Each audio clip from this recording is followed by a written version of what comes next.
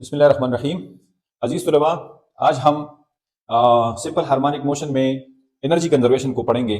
जैसा कि हमने सिंपल पेंडुलम पढ़ा, हमने स्प्रिंग मास सिस्टम पढ़ा, हमने सर्कुलर मोशन पढ़ा कि ये इसमें हम सिंपल हार्मोनिक मोशन को देखते हैं। अब हम total energy of the system जो है उसको साबित करना चाहते हैं कि वो किस पोजीशन में है या किस तरह हम उसे कैलकुलेट करेंगे। ठीक है, तो ये हमारे पास एक स्प्रिंग मास सिस्टम है, एक spring attach with some source, यानी एक सहारे के बलबूते पर हमने स्प्रिंग को इधर कसा हुआ है और इसके साथ एक मास अटैच है आप एम, और ये इसकी इक्विलिब्रियम पोजीशन है। अब हम इसको अप्लाइड फोर्स इस पर लगाते हैं, अप्लाइड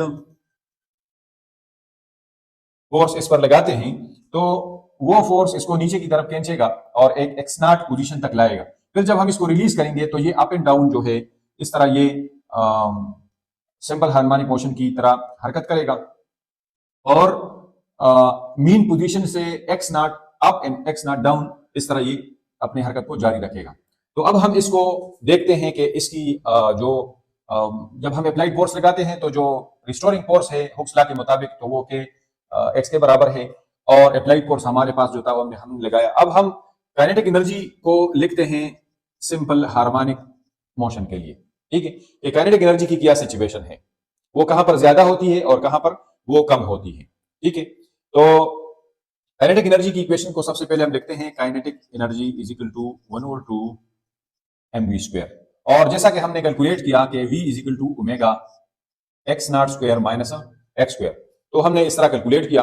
अब अगर हम इस इक्वेशन में v की कीमत को डालें तो 1/2 m into omega x naught square into x square minus x square, total square हो गया। तो काइनेटिक एनर्जी हमारे पास आ गई 1/2 m omega square X naught square minus x square, इस तरह आ गई।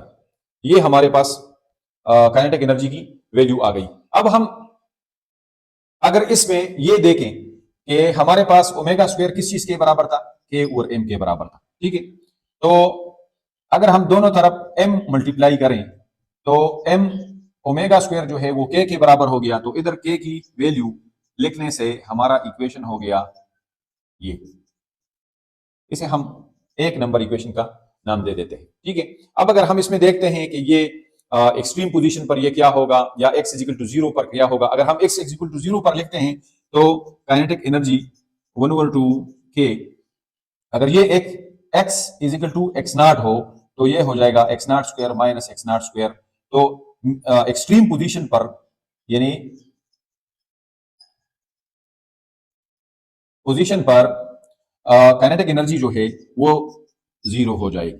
ठीक है, तो इसको अगर हम देखें काइनेटिक एनर्जी को, तो इधर देखें आप काइनेटिक एनर्जी को, तो हमारे पास जो काइनेटिक एनर्जी की वैल्यू है तो एक्सट्रीम पोजीशन पर इधर और इधर जो है वो 0 है, और जो दरमियान वाला पोजीशन है इधर इस पोजीशन पर ओ पर, जब ये यहां पहुंचती है तो यहां पर ये रुक जाती है तो काइनेटिक एनर्जी भी 0 हो जाती है, और फिर जब ये वापस जाती है तो इधर इसकी काइनेटिक एनर्जी मैक्सिमम होती है। तो हमने ग्राफ में इसे इधर जाहिर किया।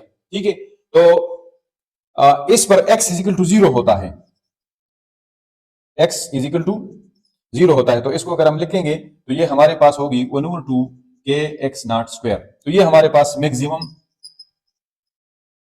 काइनेटिक एनर्जी की वैल्यू होगी जब x इज इक्वल टू 0 हो, मतलब जब बॉडी की जो पोजीशन है मास की m की, तो वो इधर हो तो वो बहुत तेजी से जाएगा और उसकी काइनेटिक एनर्जी हमारे पास वैल्यू ये होगी, ये हमारे पास मैक्सिमम काइनेटिक एनर्जी की वैल्यू होगी। और एक एक्सट्रीम पोजीशन, जब हम एक्सट्रीम पोजीशन पर होते हैं तो उसमें हमारे पास जो काइनेटिक एनर्जी की वैल्यू है वो हमारे पास सिफर हो जाती है। ठीक है, तो यहाँ ग्राफ में भी ये नजर आता है कि इधर भी काइनेटिक एनर्जी 0 है, इधर भी काइनेटिक एनर्जी 0 है, लेकिन एक्सट्रीम पोजीशन पर हमारे पास काइनेटिक एनर्जी की मैक्सिमम वैल्यू आ जाती है। ठीक है, तो अब हम काइनेटिक एनर्जी के बाद हम potential energy of simple harmonic motion लिखने के लिए हम इस तरह लिखते हैं कि F is equal to minus F R is the restoring force. ठीक है, तो जो रिस्टोरिंग फोर्स था वो हमारे पास है माइनस एन टू माइनस के एक्स, तो F इज इक्वल टू के एक्स हमारे पास हो जाता है। ठीक है, अब हम एवरेज फोर्स को लिखने के लिए F I plus F final divided by 2, हम जो एवरेज फोर्स बॉडी पर लग रहा है उसको हम लिखते हैं। तो इसमें जो वर्क डन जो हमारे पास है एफ एवरेज डॉट एक्स,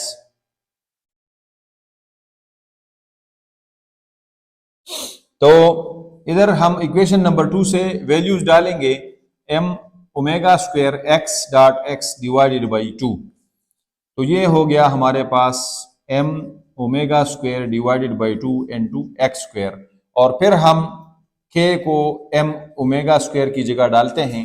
तो जो हमारे पास वर्क डन है वो है 1/2 के एक्स स्क्वायर, और यही वर्क डन असल में हमारे पास potential energy of simple harmonic oscillator है। ठीक है, ये हमारे पास पोटेंशियल एनर्जी की वैल्यू है।